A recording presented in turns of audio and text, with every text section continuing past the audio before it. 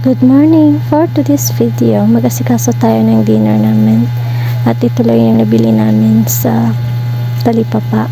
Itlog na may sibuyas. At dahil nga Monday, Thursday naman ngayon, ito lang muna yung hapunan namin. At na pagdesisyon na namin na dito lang kami magluluto sa Dioling kasi mas masarap yung luto sa kawali kaysa dun sa multi-cooker namin na pinaglulutuan. At pwede mo siya dito matosta, mas masarap yun, mas malasa.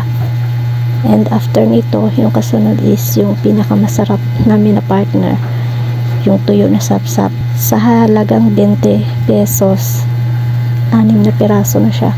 At gusto ko sana, para may sabaw, magluto kami ng noodles. Pero dahil nga madami na at dalawa lang din naman kami, napagpasya namin na ito na lang muna, and sa sunod na araw na lang yung noodles. Ang sarap pala ng sapsap na tuyo kaysa yung sa tamban.